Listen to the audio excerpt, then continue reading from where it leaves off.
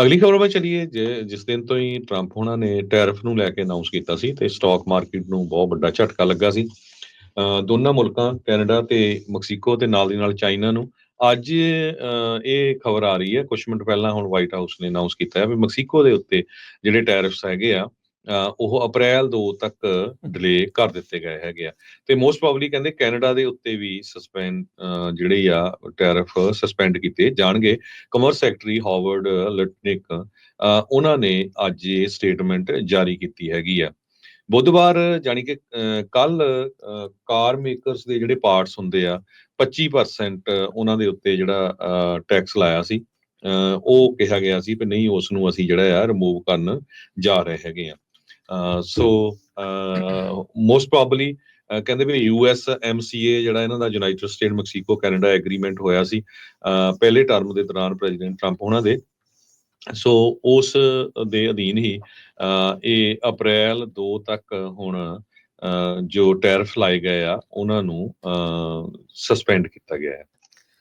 ਹੁਣ ਤੁਸੀਂ ਲਾ ਲਓ ਵੀ ਯੂਟਰਨ ਦੀ ਸਰਕਾਰ ਇਸ ਟਾਈਮ ਚੱਲ ਰਹੀ ਆ। ਰਾਸ਼ਟਰਪਤੀ ਟਰੰਪ ਹੁਣਾਂ ਨੇ 2 ਵਾਰੀ ਇਦਾਂ ਜਿਹੜਾ ਉਹ ਕਰਕੇ ਉਹਨਾਂ ਨੂੰ ਵੀ ਨਜ਼ਰ ਆ ਰਿਹਾ ਵੀ ਇਹਦੇ ਨਾਲ ਅਸਰ ਜਿਹੜਾ ਉਹ ਬੈਡ ਹੋਊਗਾ। ਬਾਂਹ ਮਰੋੜ ਰਹੇ ਆ, ਬਾਂਹ ਮਰੋੜ ਕੇ ਉਹ ਉਧਰੋਂ ਹੁਣ ਉਹਨਾਂ ਨੇ ਮਰੋੜਨੀ ਸ਼ੁਰੂ ਕਰਤੀ ਤੇ ਅਸਰ ਜਿਹੜਾ ਉਹ ਦੋਨੋਂ ਪਾਸੋਂ ਜਿਹੜਾ ਉਹ ਦੇਖਣ ਨੂੰ ਮਿਲ ਰਿਹਾ ਆ। ਸੋ ਪਹਿਲੀ ਟਰਮ ਦੇ ਵਿੱਚ ਬਹੁਤੇ ਜਿਹੜੇ ਸਰਕਾਰਾਂ ਸੀ ਜਾਂ ਬਹੁਤੇ ਮੁਲਕ ਆ ਉਹਨਾਂ ਨੇ ਦੇਖਿਆ ਵੀ ਰਾਸ਼ਟਰਪਤੀ ਟਰੰਪ ਕਿਸ ਤਰੀਕੇ ਦੇ ਨਾਲ ਕੰਮ ਕਰਦੇ ਆ, ਵੀ ਇਹ ਅੱਖਾਂ ਦਿਖਾਉਂਦੇ ਆ ਜਾਂ ਅੱਗੇ ਵਾਰ ਕਰਦੇ ਆ। ਸੋ 2 ਵਾਰੀ ਜਿਹੜੇ ਟੈਰਿਫ ਆ ਲਾ ਕੇ ਵਾਪਸ ਲੈਣ ਵਾਲੀ ਗੱਲ ਤਕਰੀਬਨ ਜਿਹੜੀ ਉਹ ਬਣ ਚੁੱਕੀ ਆ। ਸੋ ਕਹਿੰਦੇ ਵੀ ਲੋ ਵੈਲਿਊ ਸ਼ਿਪਮੈਂਟਸ ਆ ਉਹਨਾਂ ਦੇ ਉੱਤੇ ਮੈਕਸੀਕੋ ਤੋਂ ਜਿਹੜੀਆਂ ਆ ਰਹੀਆਂ ਉਸ ਤੋਂ ਪਹਿਲਾਂ ਹੀ ਜਿਹੜੀਆਂ ਉਹਨਾਂ ਨੇ ਉਹਦੇ ਉੱਤੋਂ ਟੈਰਿਫ ਜਿਹੜੇ ਉਹ ਹਟਾ ਦਿੱਤੇ ਆ। ਜੇ ਐਤਵਾਰ ਨੂੰ ਜਿਹੜੀ ਉੱਥੋਂ ਦੀ ਰਾਸ਼ਟਰਪਤੀ ਕਲੌਡੀਆ ਸ਼ੈਨਬੌਮ ਆ ਉਸ ਨੇ ਐਲਾਨ ਜਿਹੜਾ ਉਹ ਕਰਨਾ ਸੀਗਾ ਵੀ ਇਹਨਾਂ ਟੈਰਿਫ ਦਾ ਜਵਾਬ ਕਿੱਦਾਂ ਦੇਣਾ ਸੀ।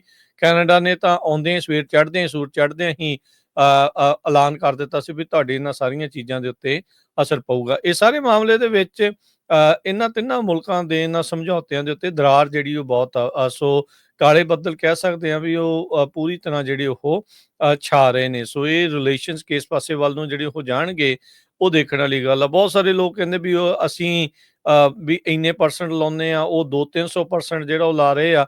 ਪਰ ਅਮਰੀਕਾ ਦੇ ਵਿੱਚ ਸਸਤੀ ਚੀਜ਼ ਆ ਇਸੇ ਕਰਕੇ ਰਹੀ ਆ ਵੀ ਜੇ ਤੇਰੇ ਟੈਰਿਫ ਘੱਟ ਆ, ਕੰਜ਼ਿਊਮਰਿਜ਼ਮ ਜਿੰਨਾ ਕੁ ਜ਼ਿਆਦਾ ਅਮਰੀਕਾ ਦੇ ਵਿੱਚ ਆ, ਜਾਂ ਤਾਂ ਅਮਰੀਕੀ ਲੋਕ ਆਪਣੀਆਂ ਹੁਣ ਆਦਤਾਂ ਬਦਲਣ, ਉਹ ਹਾਲ ਦੀ ਘੜੀ ਕੋਈ ਬਦਲ ਨਹੀਂ ਸਕਦੀਆਂ ਰਾਤੋਂ ਰਾਤ, ਜਾਂ ਫਿਰ ਕਹਿਣ ਵੀ ਇੱਥੇ ਜਿਹੜੀਆਂ ਫੈਕਟਰੀਆਂ ਜਿਹੜੀਆਂ ਅਚਨਚੇਤੇ ਜਿਹੜੀਆਂ ਉਹ ਲੱਗ ਜਾਣ, ਉਹ ਵੀ ਰਾਤੋਂ ਰਾਤ ਬਿਲੀਅਨਸ ਆਫ ਡਾਲਰ ਦੀ ਇਨਵੈਸਟਮੈਂਟ ਜਿਹੜੀ ਉਹ ਨਹੀਂ ਹੋਣੀ। It's a slow process.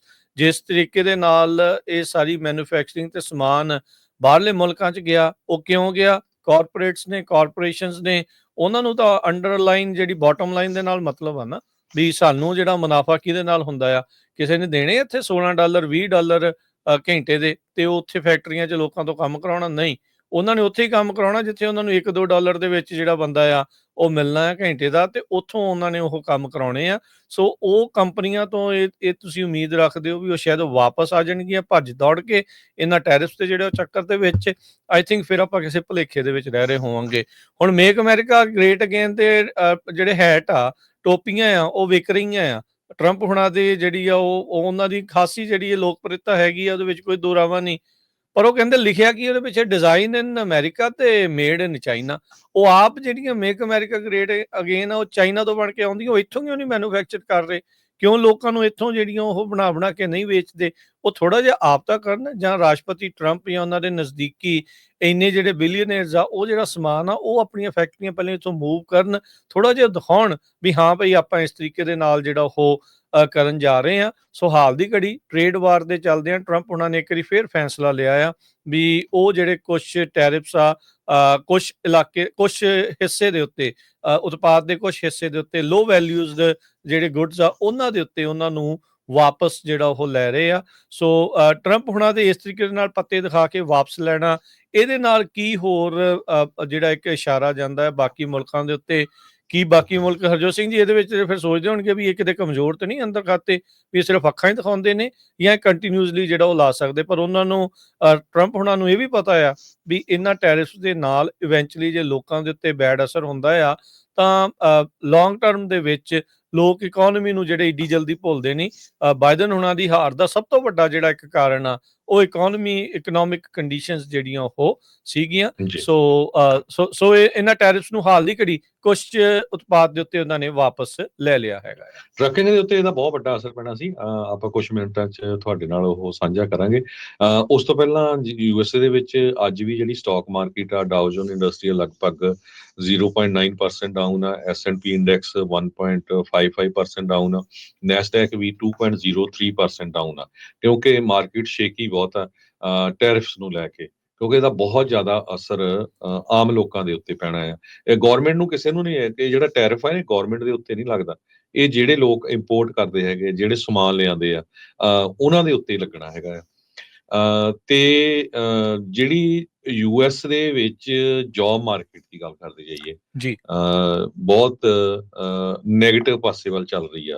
US EMPLOYERS ਨੇ ਹੋਰ ਜੌਬਸ ਕੱਟ ਕੀਤੀਆਂ ਹੈਗੀਆਂ ਪਿਛਲੇ ਮਹੀਨੇ, ਤੇ 2009 ਤੋਂ ਬਾਅਦ ਸੋ ਹੁਣ ਤੁਸੀਂ ਅੰਦਾਜ਼ਾ ਲਾ ਲਓ ਵੀ 15 ਸਾਲ 16 ਸਾਲ ਬਣ ਗਏ, ਇੰਨੇ ਚਿਰਾਂ ਬਾਅਦ ਇੰਨੀਆਂ ਜ਼ਿਆਦਾ ਜੌਬਸ ਕੱਟ ਹੋਈਆਂ ਹੈਗੀਆਂ।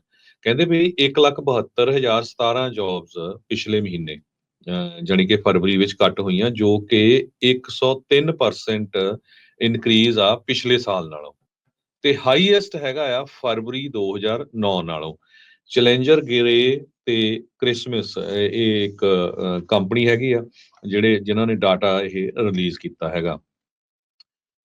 ਕਹਿੰਦੇ ਵੀ ਇਹਦੇ ਨਾਲ, ਕਿਉਂਕਿ ਆਪਾਂ ਨੂੰ ਪਤਾ ਗੌਰਮੈਂਟ ਦੇ ਵਿੱਚ ਜਿਹੜੀਆਂ ਫੈਡਰਲ ਦੀਆਂ ਏਜੰਸੀਜ਼ ਆ, 17 ਦੇ ਕਰੀਬ ਫੈਡਰਲ ਏਜੰਸੀਜ਼ ਆ, ਉਹਨਾਂ ਦੇ ਵਿੱਚ ਬਹੁਤ ਜ਼ਿਆਦਾ ਕੱਟ ਹੋਇਆ ਹੈਗਾ। 80,000 ਦੇ ਕਰੀਬ ਲੋਕਾਂ ਨੇ ਰਿਜ਼ਾਈਨ ਵੀ ਕਰ ਦਿੱਤਾ ਹੈਗਾ। 62,242 ਜੋ 17 ਫੈਡਰਲ ਏਜੰਸੀਜ਼ ਦੇ ਵਿੱਚ ਕੱਟ ਹੋਇਆ ਹੈਗਾ, ਇਹ 41,311% ਇਨਕਰੀਜ਼ ਆ ਜੇ ਫੈਡਰਲ ਗਵਰਨਮੈਂਟ ਦੇ ਵਿੱਚ ਦੇਖਿਆ ਜਾਵੇ। ਅੱਜ ਪ੍ਰੈਜ਼ੀਡੈਂਟ ਡੋਨਲਡ ਟਰੰਪ ਉਹਨਾਂ ਨੇ ਐਜੂਕੇਸ਼ਨ ਡਿਪਾਰਟਮੈਂਟ ਨੂੰ ਖਤਮ ਕਰਨ ਦੇ ਲਈ ਜਾਰੀ ਕਰਨਾ ਸੀ ਇੱਕ ਆਪਣਾ, ਬਿਲਕੁਲ, ਤੇ ਉਹ ਉਹਦੇ ਉੱਤੇ ਹੁਣ ਰੁਕ ਗਏ ਹੈਗੇ ਆ। ਸੋ ਡਿਪਾਰਟਮੈਂਟ ਆਫ ਐਜੂਕੇਸ਼ਨ ਨੂੰ ਜੇ ਸਲੈਸ਼ ਹੀ ਕਰ ਦਿੱਤਾ ਜਾਂਦਾ, ਸੋ ਫੈਡਰਲ ਲੈਵਲ ਦੇ ਉੱਤੇ, ਹਾਲਾਂਕਿ ਠੀਕ ਆ, ਉਹ ਕਹਿੰਦੇ ਵੀ ਸਟੇਟਸ ਦਾ ਮਸਲਾ ਹੋਣਾ ਚਾਹੀਦਾ, ਪਰ ਜਿਹੜੇ ਲੋਕਾਂ ਨੂੰ ਸਟੂਡੈਂਟਸ ਨੂੰ ਲੋਨ ਮਿਲਦੇ ਸੀ ਉਹਨਾਂ ਦਾ ਕੀ ਸਿਚੁਏਸ਼ਨ ਹੋਊਗੀ। ਸੋ ਅੱਜ ਉਹ ਵੀ ਉਹਨਾਂ ਨੇ ਡਿਲੇ ਕਰ ਦਿੱਤਾ ਹੈਗਾ। ਜੀ, ਕੱਲ ਜਿਹੜਾ ਵੈਟਰਨ ਅਫੇਅਰਸ ਦੇ ਇੰਟਰਨਲ ਮੈਮੋ ਤੋਂ ਪਤਾ ਲੱਗਾ 80,000 ਛਾਂਟੀ ਉੱਥੇ ਕਰਨੀ ਆ। ਉਧਰ ਸੋਸ਼ਲ ਸਿਕਿਉਰਿਟੀ ਐਡਮਿਨਿਸਟ੍ਰੇਸ਼ਨ ਤੋਂ ਇਹ ਖਬਰ ਆ ਰਹੀ ਆ ਵੀ 7,000 ਜੌਬ ਕੱਟਸ ਉਸ ਏਜੰਸੀ 'ਚ ਹੋਣ ਜਾ ਰਹੀਆਂ।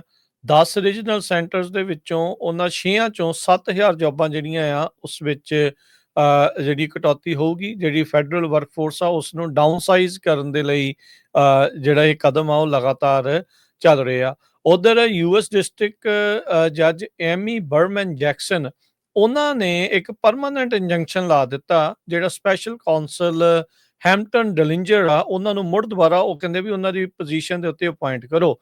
ਟਰੰਪ ਹੁਣਾਂ ਨੇ ਇੱਕ ਫੈਡਰਲ ਵਾਚਡੌਗ ਏਜੰਸੀ ਦਾ ਜਿਹੜਾ ਹੈੱਡ ਆ ਉਸ ਨੂੰ ਬਗੈਰ ਕਿਸੇ ਕਾਰਨ ਤੋਂ ਉਹਨੂੰ ਲਾ ਦਿੱਤਾ ਸੀ, ਫਾਇਰ ਕਰ ਦਿੱਤਾ ਸੀਗਾ। ਸੋ ਇਹ ਹੁਣ ਦੇਖਦੇ ਆ ਵੀ ਇਸ ਵਿੱਚ ਕਿੱਦਾਂ ਦਾ ਅਸਰ ਪੈਂਦਾ। ਸੋ ਟਰੰਪ ਹੁਣਾਂ ਨੂੰ ਅਦਾਲਤਾਂ ਵਿੱਚ ਵੀ ਕਈ ਜਿਹੜੇ ਮਾਮਲਿਆਂ ਵਿੱਚ ਝਟਕੇ ਜਿਹੜੇ ਉਹ ਲੱਗੇ ਆ।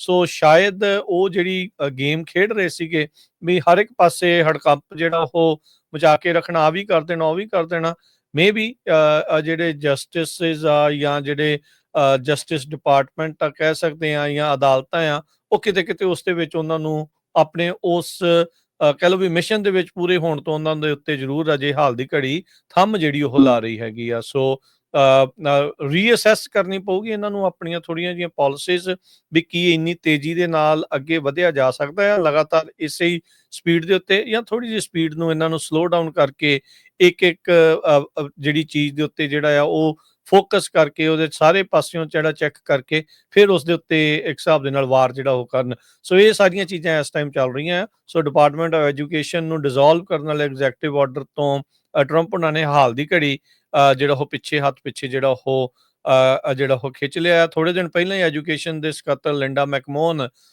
ਉਹ ਚੁਣੇ ਜਿਹੜੇ ਉਹ ਗਏ ਸੀਗੇ ਤੇ ਉਹਨਾਂ ਨੇ ਇਹ ਕਿਹਾ ਸੀਗਾ ਵੀ ਜੋ ਵੀ ਕਾਨੂੰਨ ਉਹਨਾਂ ਨੂੰ ਅਖਤਿਆਰ ਦਿੰਦਾ ਆ ਉਹ ਮਦਦ ਪੂਰੀ ਕਰਨਗੇ ਰਾਸ਼ਟਰਪਤੀ ਟਰੰਪ ਨੂੰ ਇਸ ਡਿਪਾਰਟਮੈਂਟ ਨੂੰ ਪੂਰੀ ਤਰ੍ਹਾਂ ਬੰਦ ਜਿਹੜੇ ਉਹ ਕਰਨ ਦੇ ਲਈ। ਸੋ ਉੱਦਾਂ ਜਿਹੜਾ ਦੇਖਿਆ ਜਾਵੇ ਤਾਂ ਕਹਿੰਦੇ ਵਾਈਟ ਹਾਊਸ ਦੇ ਪ੍ਰੈਸ ਸਕੱਤਰ ਕੈਰੋਲੀਨ ਲੈਵਿਟ, ਉਹਨਾਂ ਨੇ ਇਸ ਨਿਊਜ਼ ਰਿਪੋਰਟ ਨੂੰ ਫੇਕ ਨਿਊਜ਼ ਜਿਹੜਾ ਉਹ ਆਖਿਆ ਆ।